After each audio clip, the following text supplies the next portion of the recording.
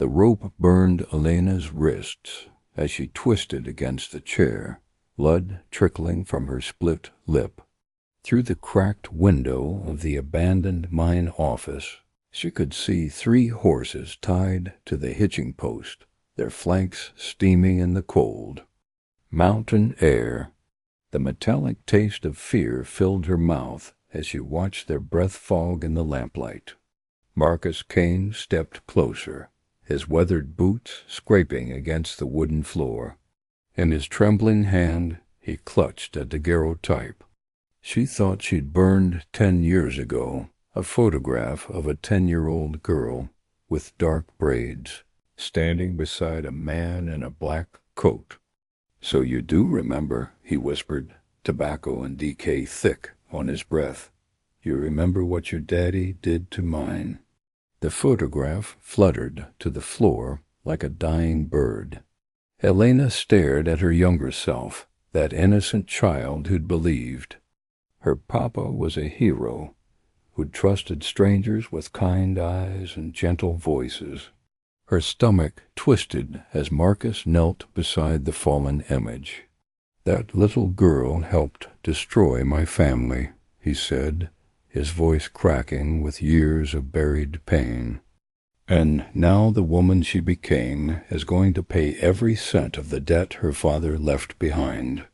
But to understand why Elena Vasquez was about to pay for sins she'd committed as a child, we need to go back to the day that photograph was taken. Back to when she still believed the world had heroes and villains, before she learned that most people were both. Spring Creek, Colorado Territory, 1877. 10-year-old Elena pressed her nose against the general store window, watching steam rise from Mrs. Henderson's apple pies. The sweet scent of cinnamon drifted through the glass, making her empty stomach clench with hunger.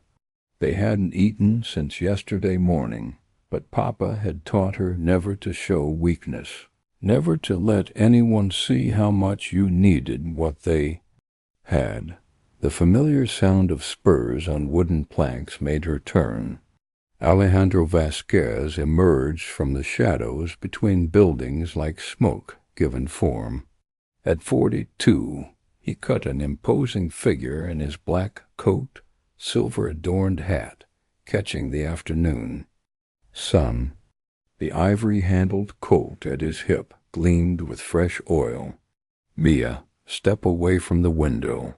His voice carried the quiet authority that made grown men look away when he passed.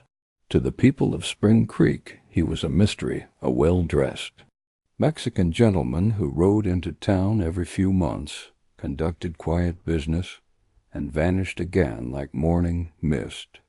Elena knew what that business was. Papa collected debts, not the kind owed to banks or merchants, but darker obligations that grew teeth when left unpaid.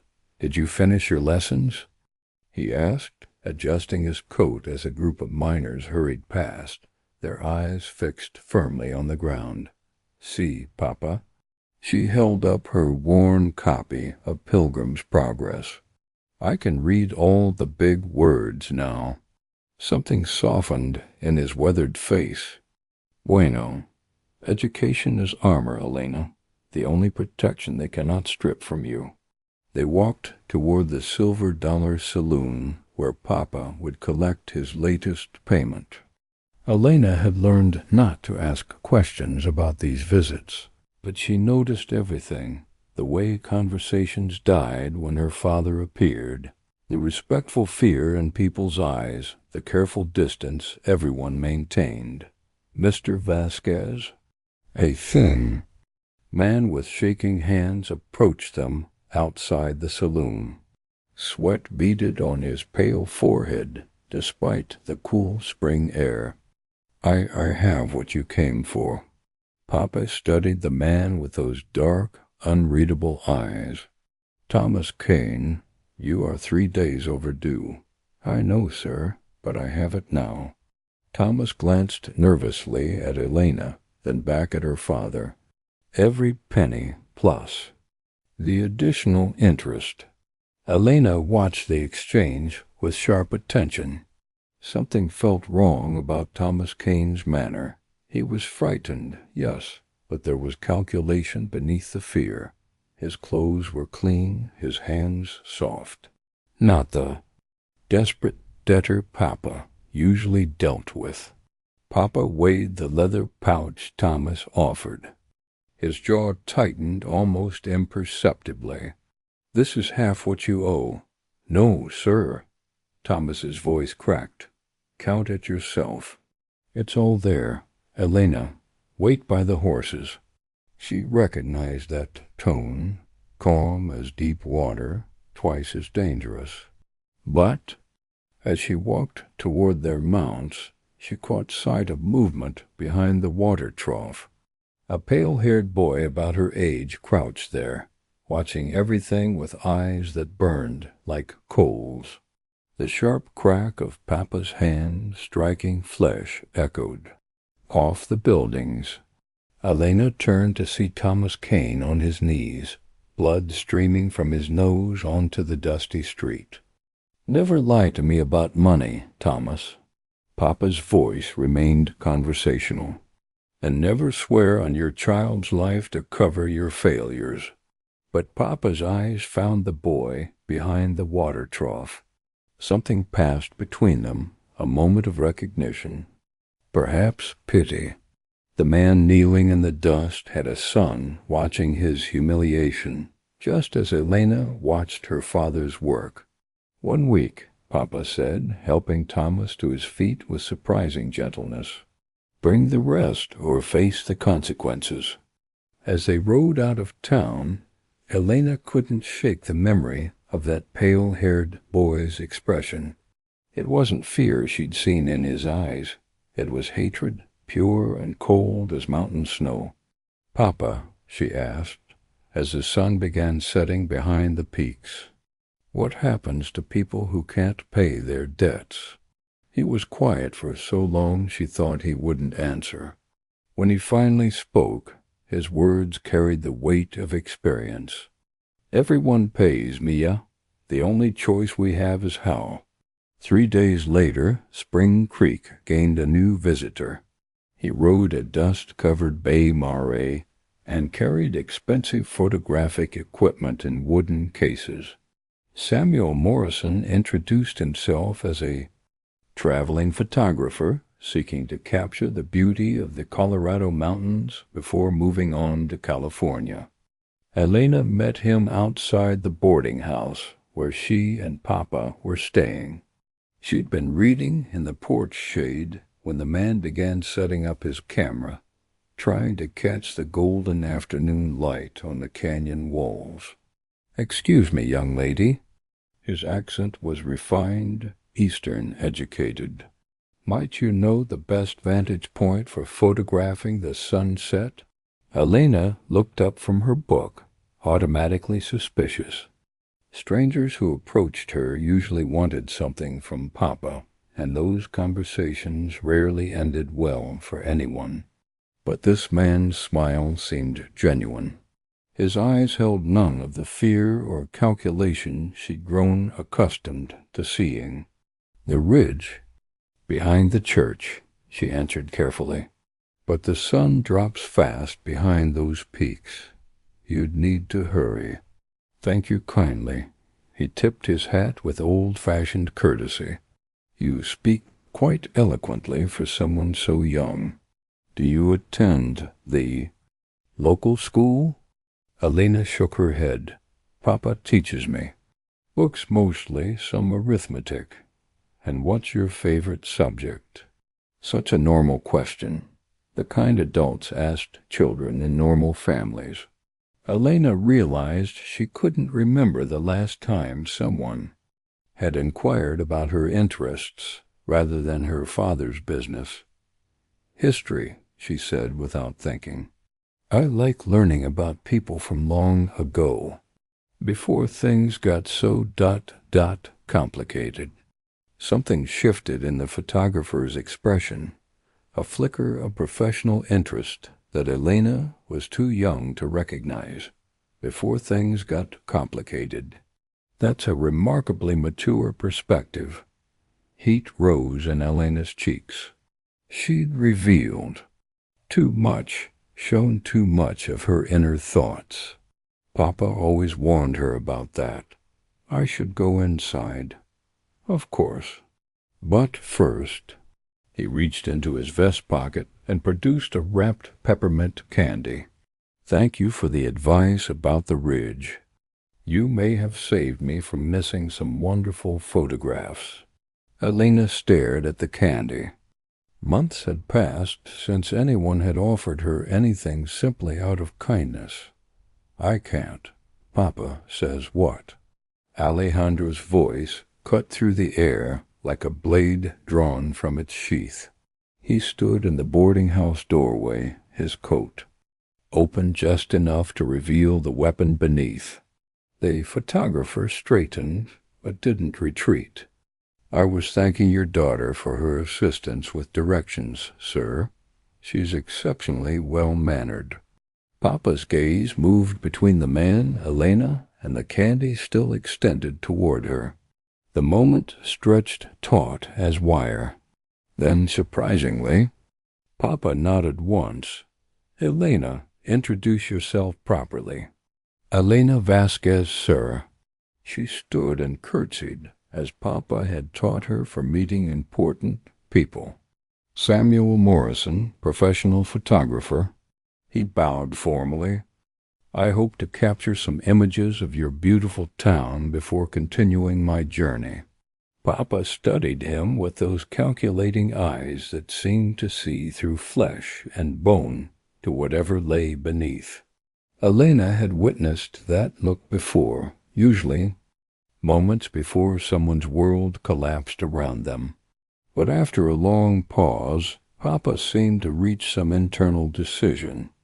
You may speak with my daughter, he said finally, but understand, Senator, she is under my complete protection. The threat was subtle, but unmistakable. Samuel nodded gravely. I understand perfectly, sir. I have a daughter of my own back in San Francisco.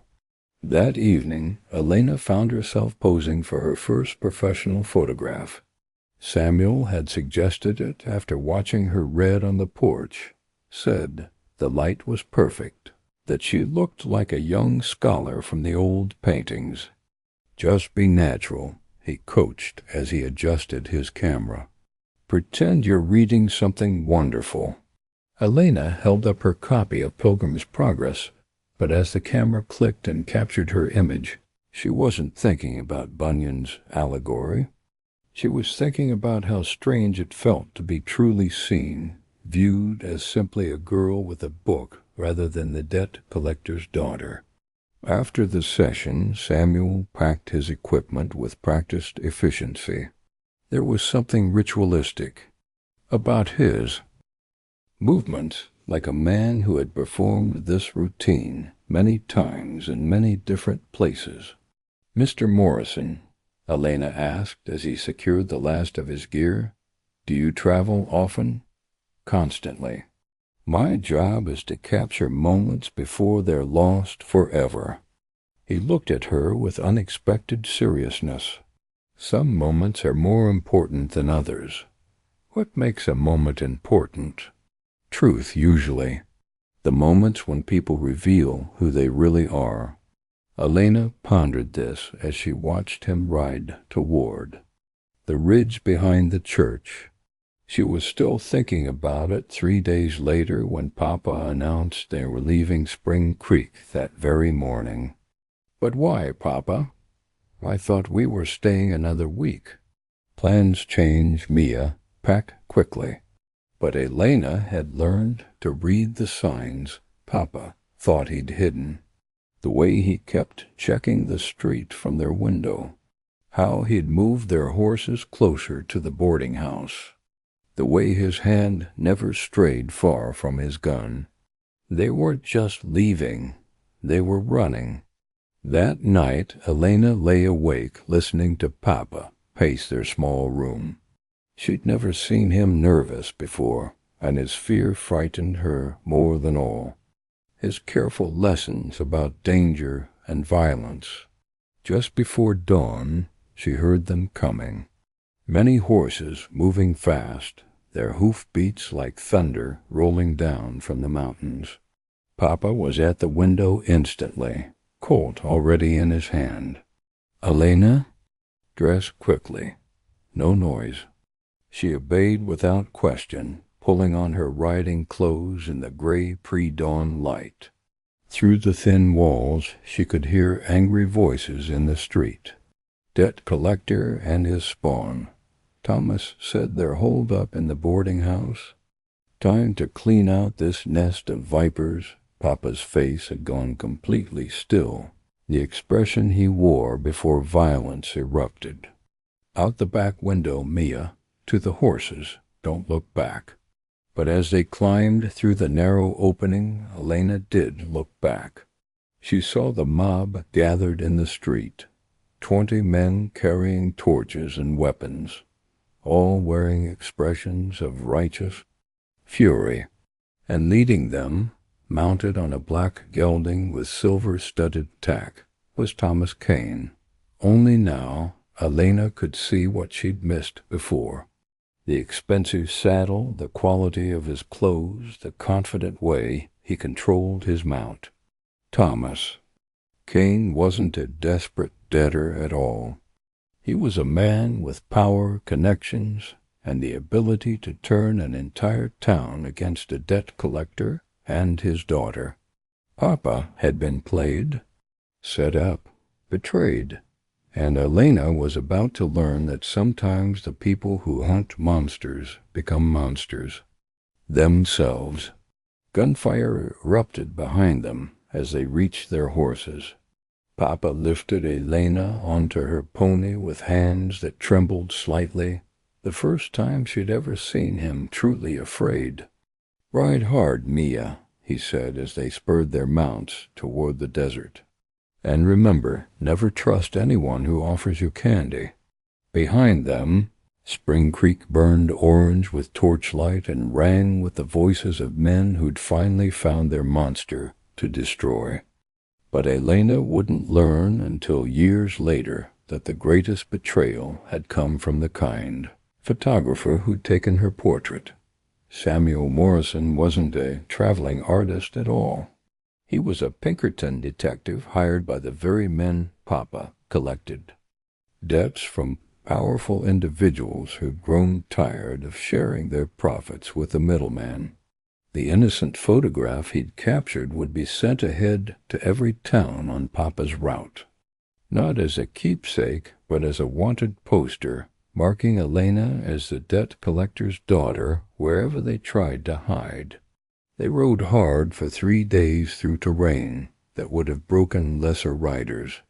Papa had contacts scattered across the territory, other men who lived in shadows, who understood that survival sometimes meant knowing when to disappear. On the 4th day, they reached an abandoned mining camp where Papa kept emergency supplies. Elena was exhausted and saddle-sore, but her mind buzzed with questions she was finally old enough to ask. "Papa, why did those men really want to hurt us?" He spent a long time checking their horses for injury, his hands moving with the unconscious skill of someone who'd been running his entire adult life. "Because I am very good at my job, Mia. Too good. And when you excel at something that makes others wealthy, they eventually decide to keep all that wealth for themselves. But you work for them, you collect their debts. See, but I also know their secrets. Who borrowed what, who owes whom, who cannot pay." His dark eyes met hers. "Knowledge is power, Elena. Powerful men despise it when someone else holds power over them." Elena thought about the photographer's gentle questions, his kind interest in her education. Mr. Morrison wasn't really taking pictures, was he? Papa's. expression darkened like storm clouds gathering over mountains. "No, Mia, Samuel Morrison was hunting. We were his prey." "How do you know?" "Because 3 weeks ago I received word that a man matching his description had been asking questions about me in Denver, about my roots, my habits, ... He glanced at her, about my family. Cold settled in Elena's stomach despite the desert heat. He was hunting us before he even reached Spring Creek. The photograph, the friendly conversation, the candy, all carefully planned. They needed current information about us, confirmation we would be where they expected, and I gave it to him." The words escaped as barely a whisper, but they hit Elena like physical blows. "When he asked questions," I answered, "I helped him hunt us." Pape knelt before her, his weathered hands gripping her shoulders. "Listen carefully, Elena. What happened was not your fault. Children should be able to speak with adults without calculating every word, should accept kindness without suspecting poison." His voice hardened. "The fault lies with men who would weaponize a child's innocence against her father." But Elena found no comfort in his words. She was learning a lesson that would shape every day of her remaining life. Trust was a luxury she couldn't afford. Kindness often disguised poison, and the people who seemed safest frequently proved most dangerous. They spent 2 weeks at the mining camp while Papa's contacts determined whether movement was safe. During those long, scorching days, Papa taught her skills he'd never wanted her to learn. How to shoot his spare revolver with deadly accuracy. How to read signs that someone was tracking you. How to disappear into crowds, alter your appearance, become someone else when survival depended on deception. "These are not lessons I wished to teach you," he said one evening as they practiced quick draw techniques. "But circumstances have forced my hand." Elena was improving rapidly. The heavy Colt felt more natural in her small hands each day. "Will we always have to run, Papa?" "Perhaps. Or perhaps someday we will be strong enough to stop running and start hunting instead." Something in his voice made Elena look up from the weapon. Papa stared out at the desert, but his gaze focused on something much farther away. "What are you thinking, Papa?" "I am thinking the men who hired Morrison made a critical error. They revealed their hand too early, showed me they consider me dangerous enough to eliminate." His smile was sharp as broken glass. "But they also revealed something else. They fear me, and fear makes men careless." Elena didn't understand then, but she would remember those words months later when she learned what happened to Samuel Morrison. The Pinkerton detective who'd posed as a traveling photographer was found dead in a San Francisco alley, shot twice in the head, his expensive camera smashed beyond repair. Official reports blamed robbery gone wrong, but Elena would eventually understand it was Papa's version of justice, delayed, careful, and absolutely final. Over the following 2 years, Papa's former employers began dying. Always accidents, always untraceable. A fall from a spooked horse, a hunting mishap, a card game that ended in gunfire. Papa never spoke of these deaths, but Elena noticed certain names vanishing from his ledgers. She also noticed how Papa changed during those years. The kindness he showed her remained constant, but everything else hardened like steel in a forge. His voice grew colder during business transactions. His eyes lost their last traces of warmth when he looked at strangers. And Elena, she learned invisibility. To speak only when addressed, observe everything while appearing to notice nothing. She discovered that survival sometimes meant swallowing, conscience whole, that justice wasn't always dispensed in courtrooms. By 16, she could outshoot most men and read intentions in the set of shoulders, the positioning of hands. She could forge documents, pick locks, and vanish into crowds like morning mist. Papa had crafted her into the perfect assistant for dangerous work, but he'd also made her into something else, a target with a price on her head. The sons of Papas.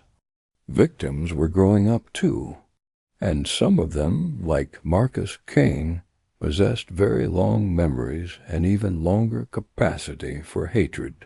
Elena discovered this on her 17th birthday, when she found the first threat slipped under her pillow, written in careful, educated script, and signed with initials. M.K. I know what your father did to mine. I know what you helped him accomplish. Someday, when you least expect it, I'll make you pay for every drop of my father's blood. She brought the letter to Papa, expecting dismissal as another grieving relative's empty threat. Instead, his face went pale as bone. Pack immediately, he said quietly. We leave tonight. Papa, who was M.K., someone I hoped was too young to remember clearly, someone I prayed would choose forgetting over vengeance. He studied the letter again, and Elena saw something she'd never witnessed in her father's eyes. Regret. Marcus Kane, Thomas Kane's boy. He was there that day in Spring Creek, hidden behind the water trough, watching when I disciplined his father. Elena remembered the pale-haired child, the burning hatred in his young eyes. How old is he now? 17. Old enough to hunt, old enough to kill, and he's had 7 years to perfect his plans for destroying us.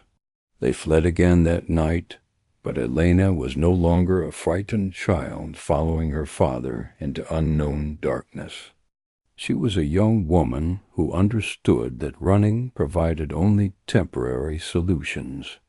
Eventually you had to turn and confront whatever pursued you. She was also mature enough to grasp something else. Papa's war wasn't really with the men who'd tried to eliminate him.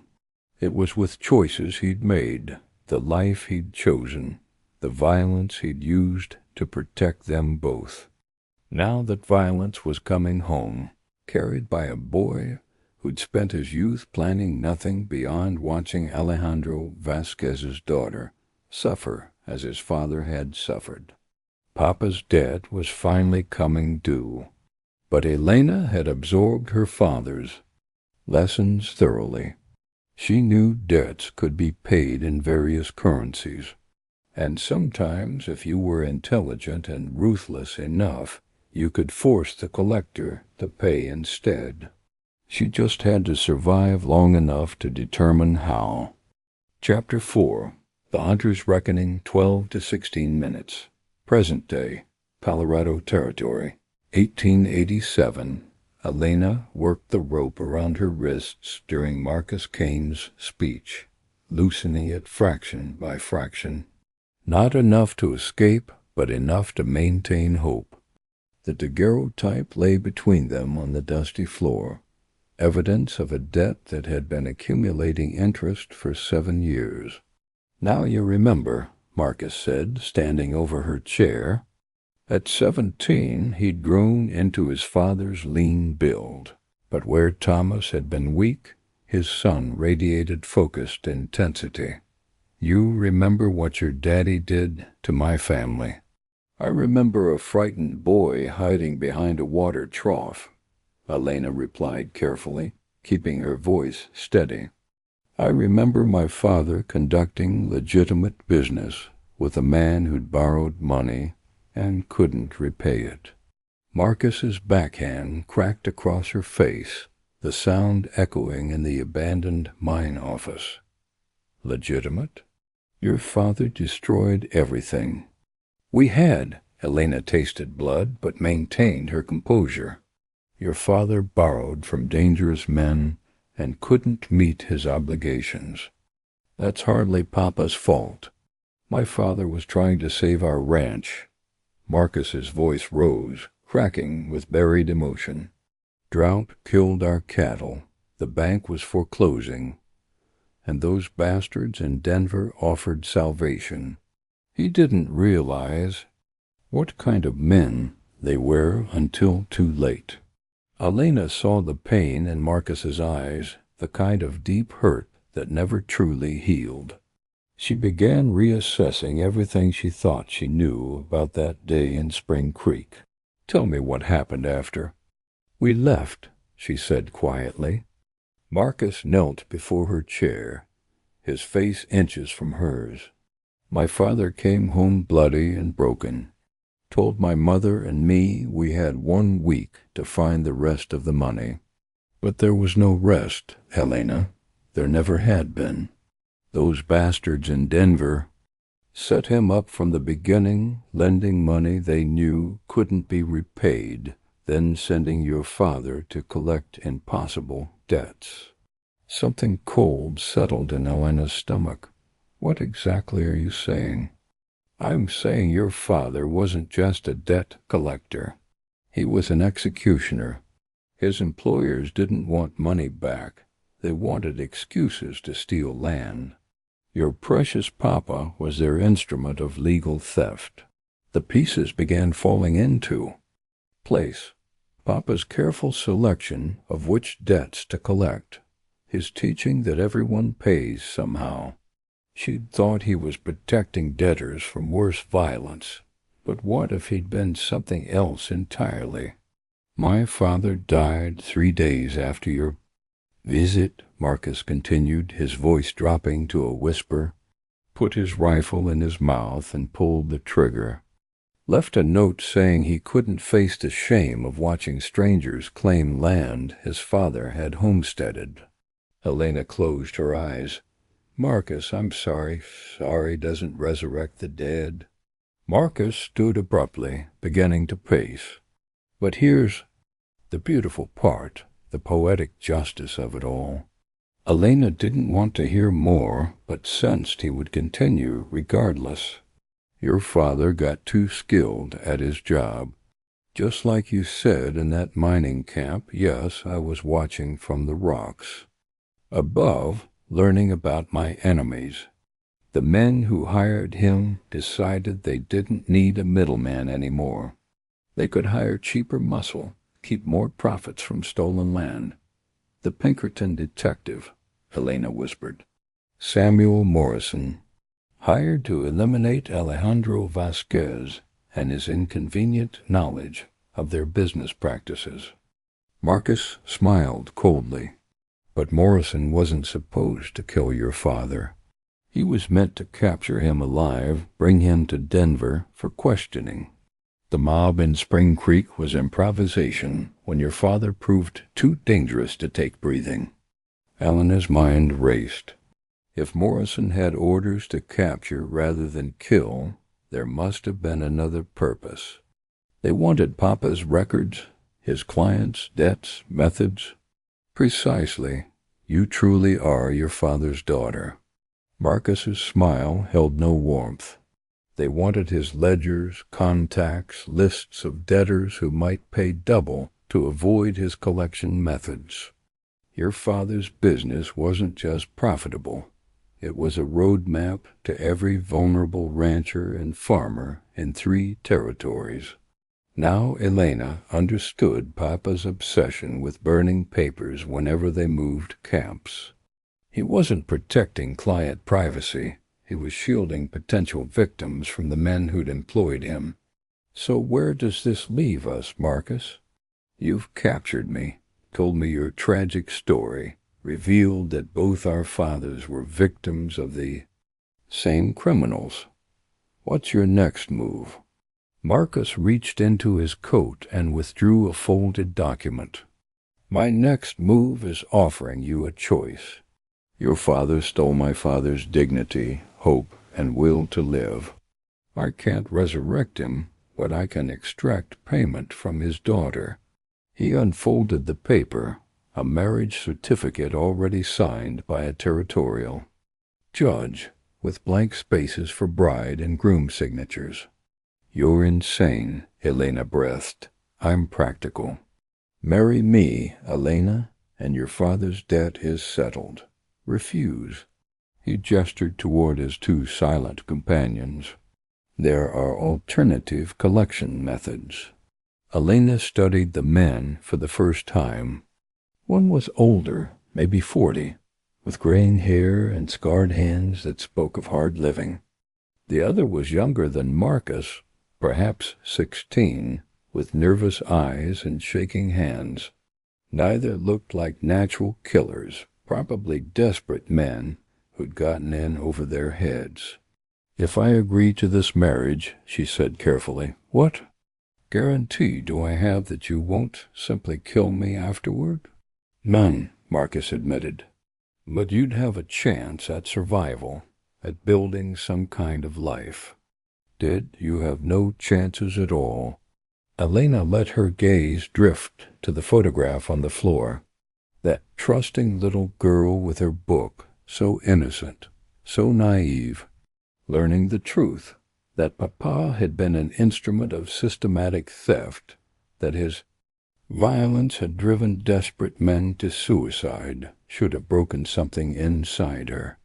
Instead, it ignited rage, not at Marcus, who had legitimate cause for seeking justice, not even at Papa, who'd probably convinced himself he was choosing lesser evils in impossible situations, but at the men in Denver who'd orchestrated everything, who'd weaponized good people's desperation against them. "There's a third option," she said quietly. Marcus frowned. "What are you talking about?" "You want revenge against the people who destroyed your family." "I want justice for what was done to mine. We're both victims of the same criminals." Elena met his eyes directly.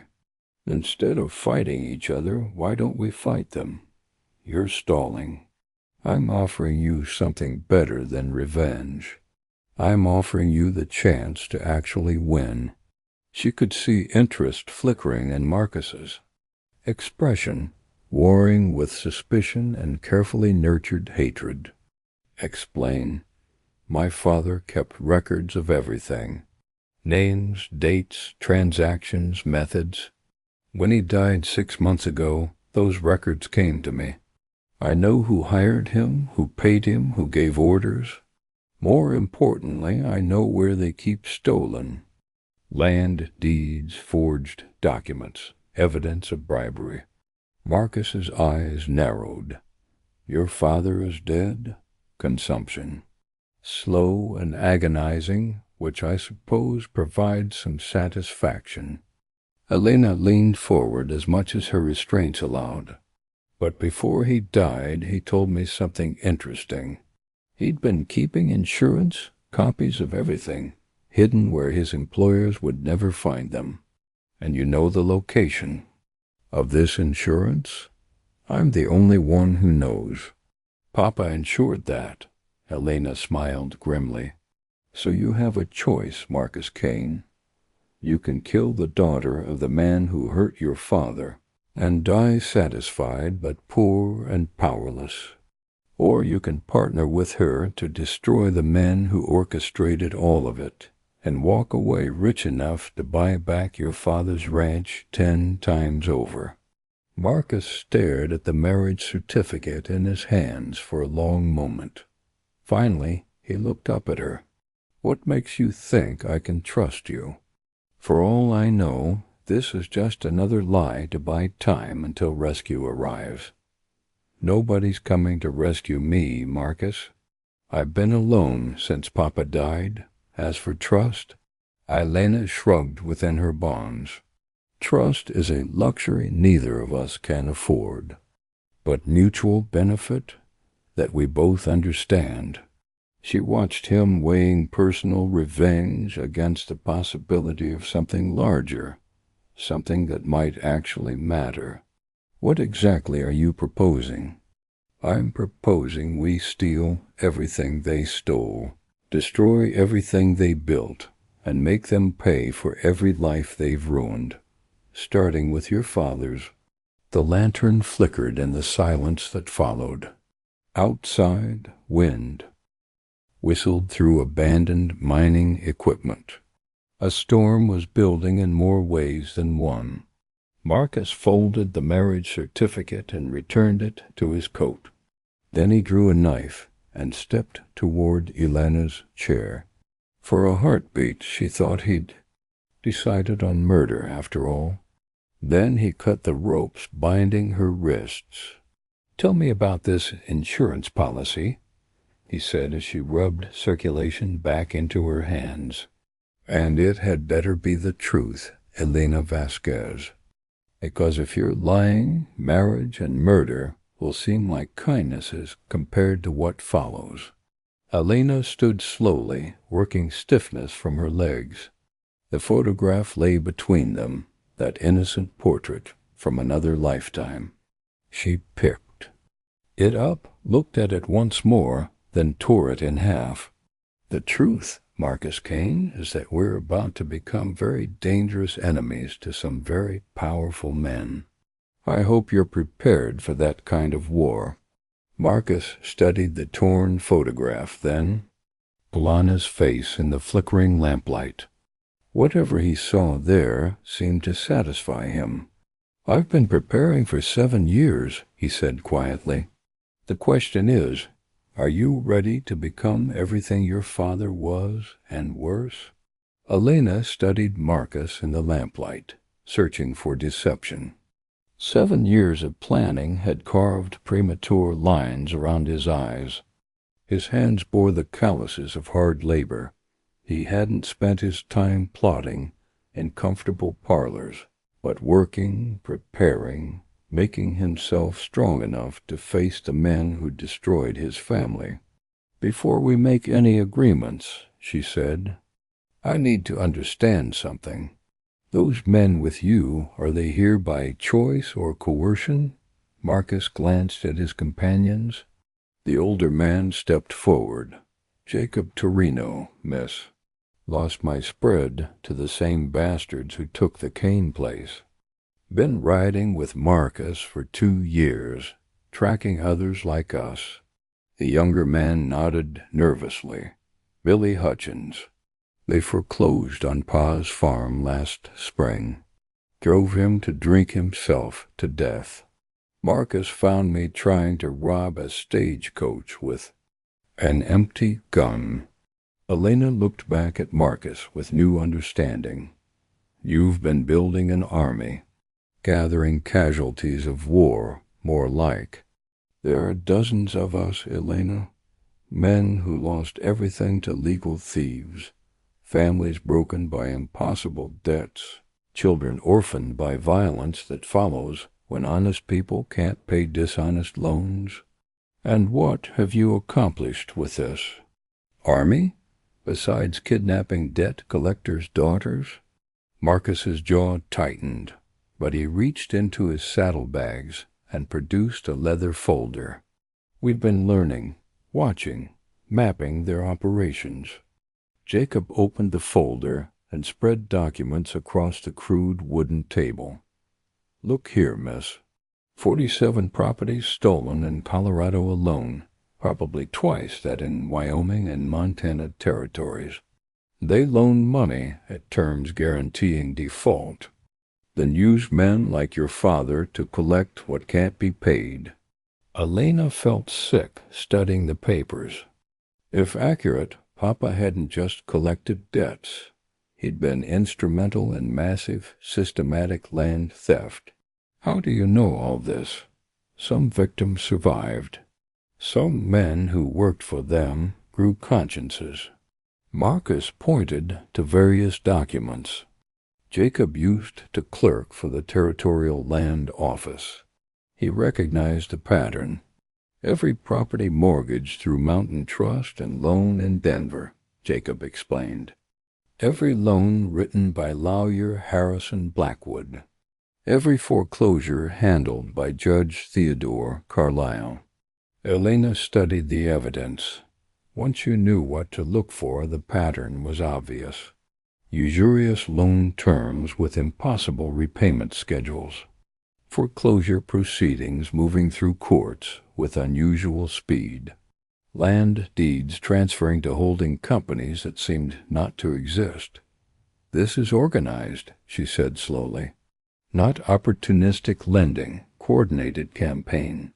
Now you understand." Marcus said, "Your father wasn't working for multiple clients. One organization with many faces has been systematically stealing the best agricultural land in 3 territories." Elena set down the papers, mind racing. But why? They can't ranch or farm all this themselves. "They're not keeping it," Billy spoke up. "Selling to Eastern syndicates. Rich men from New York and Boston who want to own Western ranches without the messy business of stealing them personally." The scope staggered Elena. She'd thought Papa was a debt collector with unsavory clients. Instead, he'd been part of a criminal enterprise reshaping ownership of the American West. "My father never told me any of this." "Maybe he didn't know the full scope," Marcus allowed. "Or maybe he knew and chose not to burden you. But the men at the top, Blackwood, Carlisle, the investors behind Mountain Trust, they know exactly what they're doing." Elena picked up one document, studying signatures and legal language. Something nagged at her, a detail that didn't fit properly. "Marcus, look at these foreclosure dates. They're clustered in specific periods. Spring 84, fall 85, winter 86. Why would timing matter?" Marcus and Jacob exchanged glances. "We've wondered about that," Jacob said. "Near as we can figure, they time foreclosures to coincide with cattle drives and harvest seasons. New owners take possession with established herds and planted crops." "That's not it," Elena said, her father's training in document analysis finally. "Paying dividends. Look at geographical distribution. These properties form a pattern." She pulled out a pencil and began marking locations on Jacob's crude map. After several minutes, the shape became clear. "Railroad routes," she breathed. "They're stealing land along proposed railroad extensions. The Denver and Rio Grande Western," Marcus said slowly. "They're planning to extend north into Wyoming, west into Utah. And these stolen ranches and farms are positioned exactly where the railroad will need land for stations, stockyards, grain elevators." Elena felt a chill despite the warm night. "They're not just stealing land to resell it. They're stealing it to sell to the railroad at massive profits." Jacob let out a low whistle. "Sweet Jesus. If that's true, we're not talking about simple theft. We're talking conspiracy to defraud the federal government. Railroad land grants, territorial development funds, federal subsidies, all built on stolen property." Elena stood abruptly, pacing to the window. Outside, storm clouds built over the mountains, flickering with distant lightning. "This changes everything, Marcus. If we can prove this conspiracy, we're not just seeking revenge or justice. We're exposing a criminal organization reaching into the highest levels of territorial government and making ourselves wealthy in the process." Marcus added pragmatically, "The men behind this have stolen millions in land and resources. If we expose them, we can claim our share of what they've taken." Elena turned back to face him. "What exactly are you proposing?" I'm proposing we give them a taste of their own medicine. They've used legal theft, violence, and corruption to steal what they wanted. Now we do the same to them. You want us to become criminals. I want us to become what they already think we are, dangerous people with nothing left to lose. Marcus's smile was sharp as broken glass. The difference is we'll be criminals in service of justice. Elena looked at the documents spread across the table, at the faces of men who'd lost everything to this conspiracy, at the torn photograph of her younger, more innocent self. Her father had taught her that everyone pays, one way or another. Time for some very powerful men to settle their accounts. "All right," she said finally. "I'm in. But we do this my way. No unnecessary violence, no innocent casualties. And when it's over, we disappear with enough money to start new lives where they can't find us." Marcus extended his hand. "Partners?" Elena shook it, feeling the calluses and scars marking him. As a man who'd worked for everything he had, partners. "But first we need my father's insurance policy. And Marcus? When you see what Papa was really keeping records of, you'll understand why they wanted him dead so badly." Outside, the first drops of rain began to fall, and lightning split the sky over the Colorado mountains. The storm Elena had sensed was finally breaking. But it wouldn't be weather that brought destruction to the men who'd orchestrated her father's death and Marcus's family's ruin. It would be two young people who'd learned that sometimes the only way to fight monsters is to become more monstrous than they are. They rode through the storm toward Papa's hidden cache. Elena led the way on a borrowed horse, wet hair plastered to her face, while Marcus and his men followed single file through treacherous mountain passes. Lightning illuminated their path in stark flashes, and thunder echoed off canyon walls like gunfire. Elena had to shout over the storm, "Another mile up this trail." Papa chose the location carefully, high enough that flash floods can't reach it, remote enough that nobody stumbles across it accidentally. How do you know he actually left anything there? Marcus called back. This could be another story to buy time. Elena didn't answer. She couldn't explain the certainty burning in her chest, the way Papa's final words had seared themselves into memory. "The truth is buried where the eagle watches the snake," he'd whispered on his deathbed. "Find the truth, Mia, and you can buy justice for us both." The rock formation loomed ahead, a natural pillar carved by wind and water into the rough shape of an eagle perched above a coiled serpent. Elena dismounted and began searching the base, her numb hands probing gaps between boulders. "There," she said, finding a concealed opening. "Help me move these stones." It took all four of them to shift the rocks Papa had used to seal his cache. Beneath lay a waterproof leather case, wrapped in oiled canvas and sealed with wax.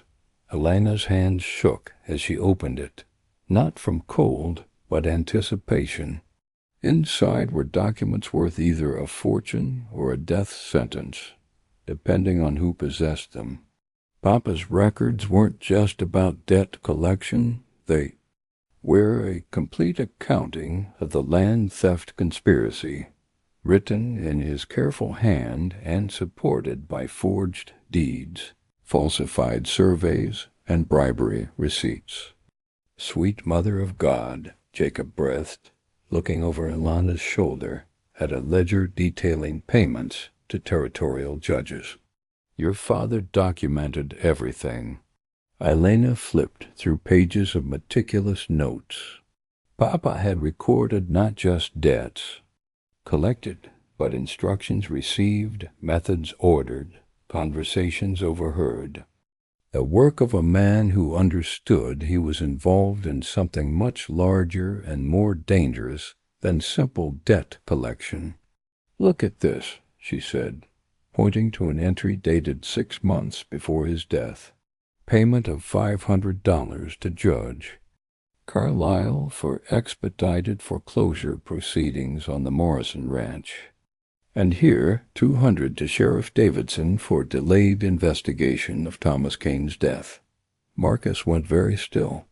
"What does that mean, delayed investigation?" Elena read more carefully. "It says, T.K. death ruled suicide, despite evidence of struggle. Sheriff paid to avoid autopsy. Close case quickly.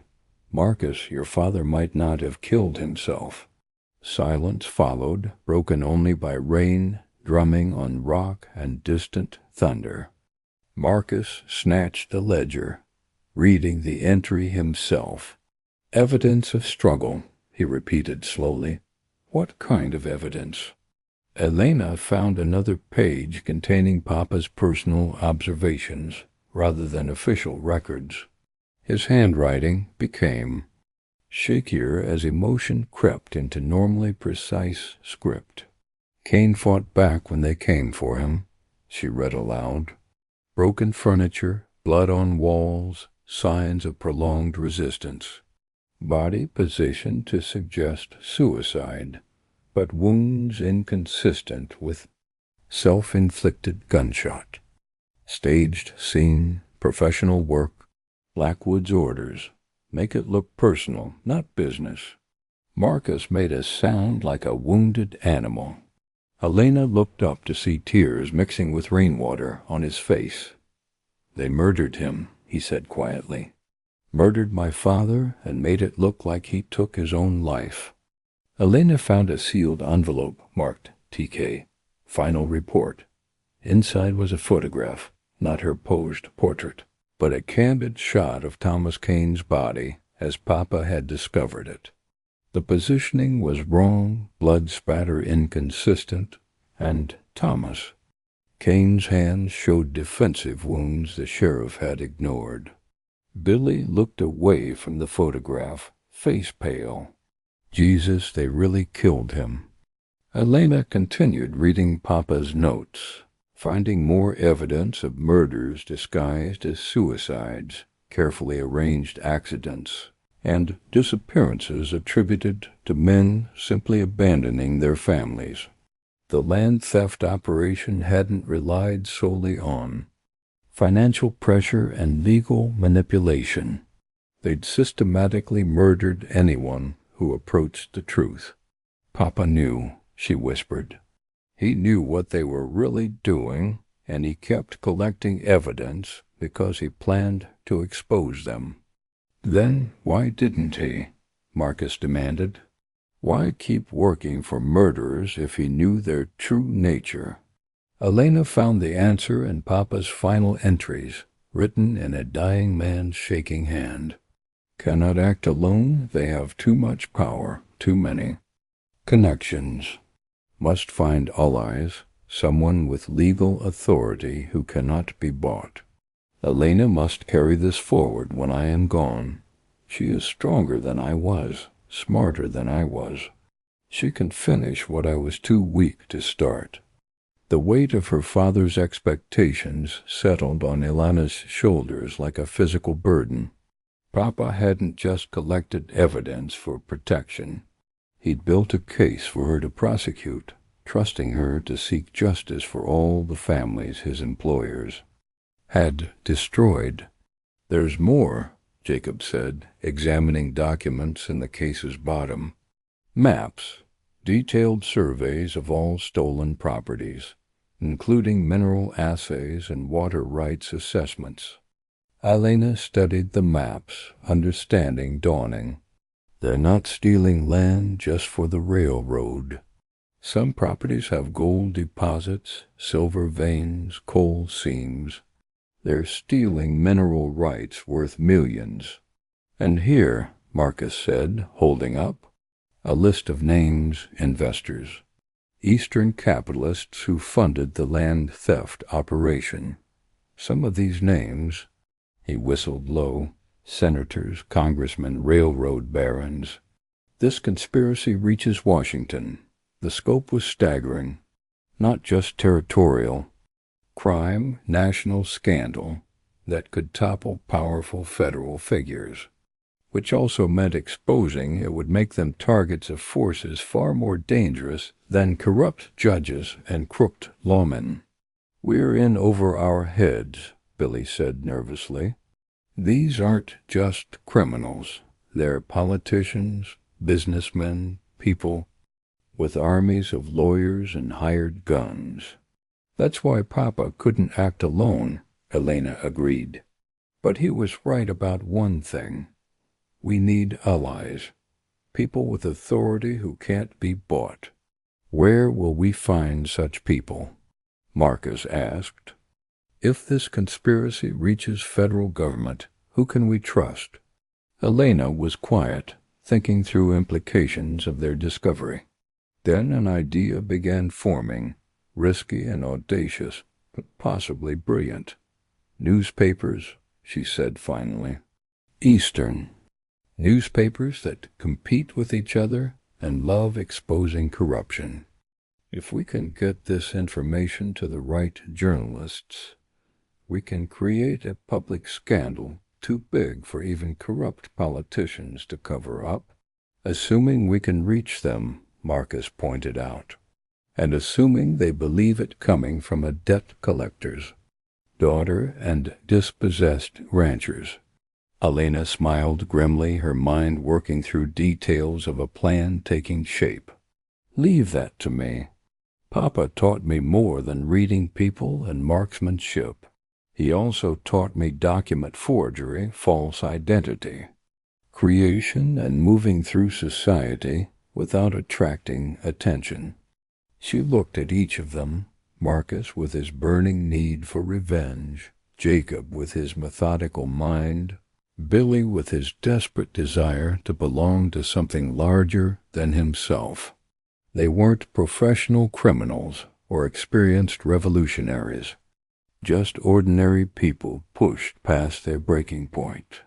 But sometimes ordinary people accomplished extraordinary things. "Here's what we're going to do," Elena said, her voice growing stronger as the plan crystallized. "We're going to become what they think we are, dangerous criminals with nothing to lose. But we'll use their own weapons against them. Legal, manipulation, financial pressure, strategic violence, and most importantly, the power of public exposure." "And if it doesn't work?" Marcus asked. Elena looked at the photograph of her younger self, torn in half back in the mine office. That innocent girl was gone, replaced by someone harder and more dangerous. Someone who understood that sometimes you had to become a monster to fight monsters. "If it doesn't work, we disappear with enough of their money to live comfortably. Forever. But it will work, Marcus, because we have something they don't." "What's that?" Elena began packing Papa's documents back into the waterproof case, movements quick and efficient. "We have the truth. And truth, properly weaponized, can destroy anyone." The storm was beginning to pass, thunder growing distant as rain eased to steady drizzle. But Elena knew this was just calm before a much larger storm, one that would sweep across territories and into Washington's halls of power, carrying the reckoning Alejandro Vasquez had planned and his daughter would deliver.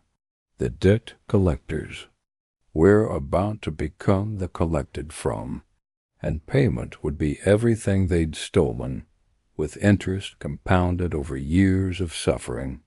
6 months later, newspaper headlines screamed across the nation. Massive land fraud exposed in Western territories, and senators implicated in railroad conspiracy. The scandal had grown beyond Elena's wildest expectations, consuming politicians, judges and businessmen in a firestorm of public outrage. Elena Vasquez, now traveling as Catherine Morrison, a bitter irony that would have amused her father, sat in a Denver hotel room reading the latest coverage.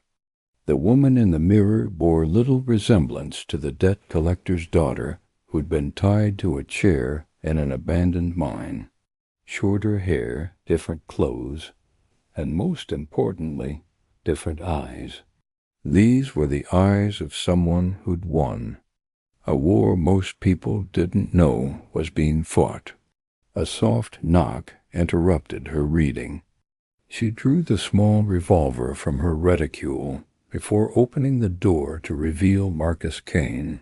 He, too, looked transformed, older, more confident, dressed like a successful businessman rather than a dispossessed rancher's son. "The last transfer came through," he said, settling into a chair by the window. "Jacob's contact at the Denver bank confirms it. We're officially wealthy, Elena." She nodded, setting aside the newspaper. The financial component of their plan had exceeded expectations. While newspapers published corruption stories, Elena and her partners had quietly liquidated assets, emptied accounts, and transferred funds stolen from dozens of families, minus reasonable percentages for their services. "Any word from Billy?" "Last letter came from San Francisco. He's enrolled in law school, says he wants to fight corruption legally next time." Marcus smiled. Amazing what proper education can do for a boy ready to rob stagecoaches with an empty gun. Elena laughed softly. Billy Hutchins had taken his share and headed west to California, determined to build a legitimate life far from their triumphs. Scenes. Jacob had done similarly, purchasing a small spread in Oregon, where he planned to raise horses and forget territorial politics. "And us?" Elena asked. "What's our next move?" Marcus was quiet, looking down at the bustling Denver street. The city was growing, rapidly fed by railroad money and mining wealth, much now tainted by the scandal they'd exposed. "I've been thinking about that," he said finally. "We could disappear, start new lives somewhere far from here. We have enough money to live comfortably, forever.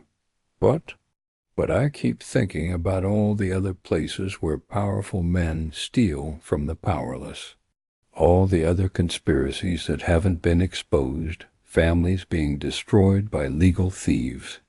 Elena understood. The work they'd done, the justice they delivered had been intoxicating. For the first time in their lives, they'd wielded real power, the power to fight back against seemingly untouchable forces. "You want to keep doing this. Make a career of exposing corruption, don't you?" Marcus turned to face her. "We're skilled at it, Elena, and there's no shortage of targets." Elena considered the proposition. They'd proven they could take on powerful enemies and win. They'd developed methods, contacts, and skills applicable to other situations. Most importantly, they'd found something to believe in beyond mere survival. "There would be conditions," she said finally. "Name them. No unnecessary violence. We're investigators, not assassins. We expose criminals to public justice, not vigilante justice." Marcus nodded. "Agreed. What else?" "We never target anyone who hasn't genuinely earned it. No innocents get hurt, regardless of convenience." "Of course." Elena stood and walked to the window, looking down at ordinary people going about their daily business, unaware of battles being fought in boardrooms and courtrooms for control of their futures. "And when we finish each case, we disappear completely. New names, new identities, new lives. The people we were cease to exist, and who we become has no connection to our past. Like we're doing now? Exactly. Elena Vasquez died in that mine shaft 6 months ago. Marcus King died the day he chose partnership over revenge. We're different people now, with different purposes. Marcus extended his hand across the small table. Partners again? Elena shook it, sealing their new pact. Partners, but this time we choose our own targets. As if summoned by their conversation, another soft knock came at the door. Elena drew her gun again, but the voice calling through was feminine and refined. Miss Morrison? I'm Elizabeth Garrett from the Denver Women's Suffrage Association. I believe you and your associate might be interested in a proposition. Elena and Marcus exchanged glances. They'd been careful covering their tracks, ensuring new identities couldn't be connected to recent activities. How had this woman found them? Elena opened the door to reveal a woman in her 40s, well-dressed and intelligent-looking, carrying a leather portfolio similar to ones Elena had grown accustomed to seeing filled with corruption evidence. "May I come in?" the woman asked. "I have a story about a mining company systematically poisoning water supplies to force farmers to sell their land. And I have a proposition about how we might stop them." Elena stepped aside to let the woman enter, understanding their new career had just announced itself. There would always be another conspiracy to expose, another group of powerful criminals who thought themselves untouchable. And there would always be people like Elena and Marcus, people who'd lost everything to corruption and found their purpose fighting it. As Elizabeth opened her portfolio and began spreading documents across the hotel room table, Elena caught a glimpse of herself in the mirror. The woman looking back bore no resemblance to that 10-year-old girl with her book, or even the frightened young woman tied to a chair in an abandoned mine. This was someone entirely new, someone dangerous, someone who understood that the only way to fight monsters was to become more monstrous than they were. And Elena Morrison, for that was her name now, was perfectly comfortable with what she'd become. The debt had been paid in full, but the collection business was just getting started.